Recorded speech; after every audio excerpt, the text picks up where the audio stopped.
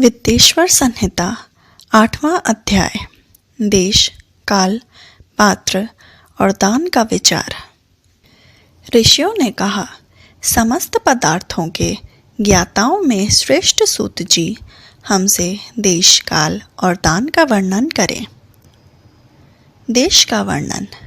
सूत जी बोले, अपने घर में किया देव यज्ञ शुद्ध ग्रह के फल को देने वाला है। गौशाला का स्थान घर में किए गए देव यज्ञ से 10 गुना, जबकि जलाशय का तट गौशाला से 10 गुना है। एवं जहाँ तुलसी, बेल और पीपल वृक्ष का मूल हो, वह स्थान जलाशय तट से भी 10 गुना महत्व देने वाला है। देवालय उससे भी अधिक महत्व रखता है। देवालय से 10 गुना महत्व रखता है तीर्थ भूमि का तट। उससे भी श्रेष्ठ है नदी का किनारा, तथा उसका 10 गुना उत्कृष्ट है तीर्थ नदी का तट। इससे भी अधिक महत्वपूर्ण रखने वाला है सप्तगंगा का तट, जिसमें गंगा, गोदावरी, कावेरी, ताम्रपर्णी, सिंधु, सरयू और रेवा नदियाँ आती हैं। इससे भी 10 गुना अधिक फल समुद्र का तट, और उससे भी 10 गुना अधिक फल पर्वत चोटी पर पूजा करने से होता है। और सबसे अधिक महत्व का स्थान वह होता है जहाँ मन रम जाए। काल का वर्णन। सतयुग में यज्ञ, दान आदि से संपूर्ण फलों की प्राप्ति होती है। त्रेता में तिहाई, द्वापर में आधा, कलयुग में इससे भी कम फल प्राप्त होता है। परंतु शुद्ध हृदय से किया गया पूजन फल देने वाला होता है। इससे 10 गुना फल सूर्य संक्रांति के दिन, उससे 10 गुना अधिक फल तुला और मेष की संक्रांति में, तथा चंद्र ग्रहण में उससे भी 10 गुना फल मिलता है। सूर्य ग्रहण में उससे भी 10 गुना अधिक फल प्राप्त होता है। महापुरुषों के साथ में वह काल करोड़ों सूर्य ग्रहण के समान पावन है, ऐसा ज्ञानी पुरुष मानते हैं। पात्र वर्णन। तपोनिष्ठ योनि और ज्ञाननिष्ठ योनि पूजा के पात्र होते हैं, क्योंकि ये पापों के नाश के कारण होते हैं। जिस ब्राह्मण ने 24 लाख गायत्री का जाप कर लिया हो, वह भी पूजा का पात्र है। वह संपूर्ण काल और भोग का दाता है। गायत्री के जाप से शुद्ध हुआ ब्राह्मण परम पवित्र है। इसलिए दान, जाप, होम और पूजा सभी कर्मों के लिए वही शुद्ध पात्र है।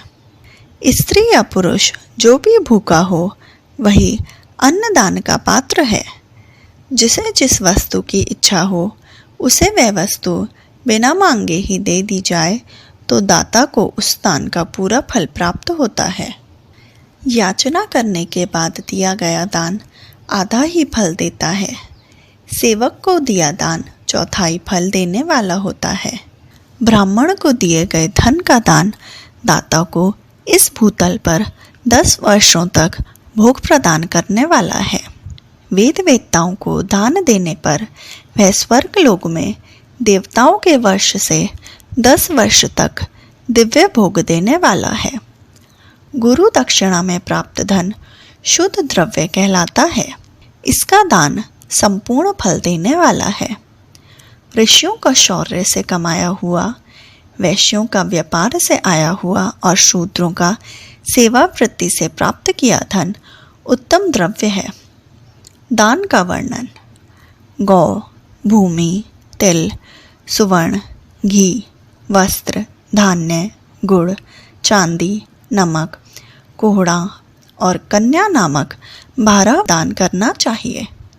गोदान से सभी पापों का निवारण होता है और पुण्य कर्मों की पुष्टि होती है। भूमि का दान परलोक में आश्रय देने वाला होता है। तिल का दान बल देने वाला तथा मृत्यु का निवारक होता है। सुवर्ण का दान वीर्यदायक और घी का दान पुष्टिकारक होता है। वस्त्र का दान आयु की वृद्धि करता है।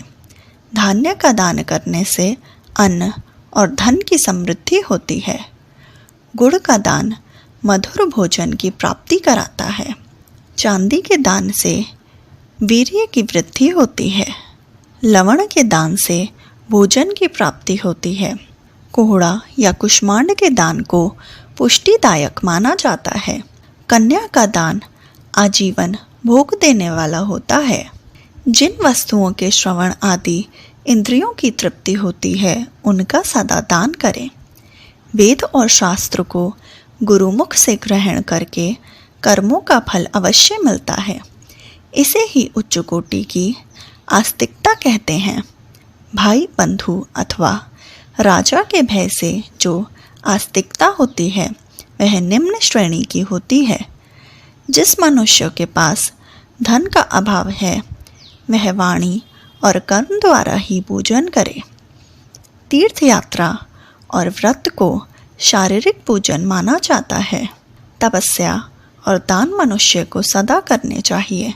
देवताओं की तृप्ति के लिए जो कुछ दान किया जाता है वह सब प्रकार के भोग प्रदान करने वाला है।